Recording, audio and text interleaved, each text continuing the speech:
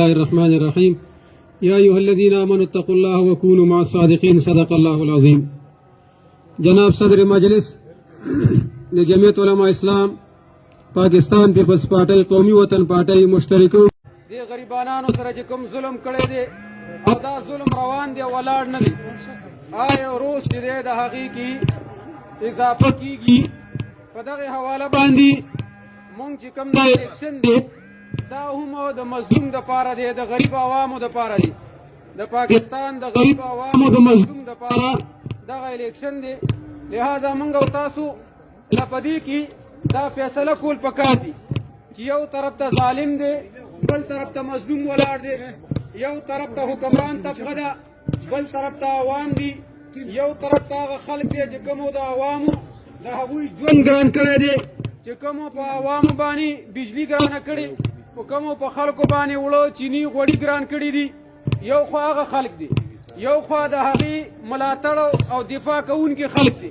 لہذا موږ له پکار دي فیصله موږ له پکار ده چې د ظالم په صف کې ودرېږو او که نه د غریبانانو په صف کې ودرېږو.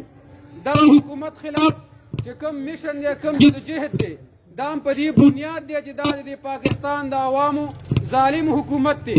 لہذا دې دپاره موږ نن یو شوي یو، جمع شوي یو، تاسو له په جرګه باندې راغلي یو، د خاتو خیلو د دیرې ته د حجرې ته هم په دې جرګه راغلي یو چې تاسو د خاتو خیلو پښتنو مشرانو راپاسئ، د نوښار ته جرګه وکئ، د نوښار خلکو ته جرګه وکئ، د نوښار مشرانو کشرانو ته جرګه وکئ او ورته ووایئ چې راشئ یو شئ راپاسئ د دغه خلک ظالم سړي د ظالم حکومت خلاف په 19 تاریخ په 19 فروری باندې د هغه خلاف خپل اوټ استعمال کوي، خپل رای استعمال کوي.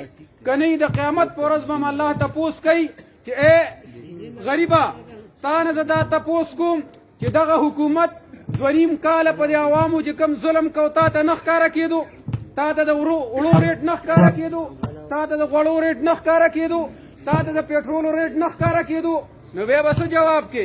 بیا به ته څه وایې زه څه دپاره ولاړم؟ زه د پرویز خانۍ دپاره ولاړم، زه د لیاقت خانۍ دپاره ولاړم؟ نه، موږ چې دلته ولاړ یو د عوامو د خانۍ دپاره ولاړ یو. موږ وو چې عوام خانان شي، خانان خو دغسې دي، هغوی خو هسې حکومت کوي.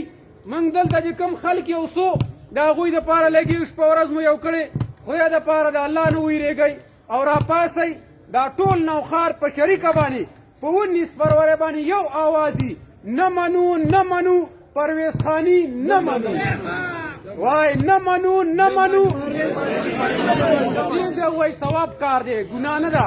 نه منو نه منو نه منو نه منو نه منو نه منو، سر به مو پرېږدي خو بیا هم ستا دا حکومت نه منو.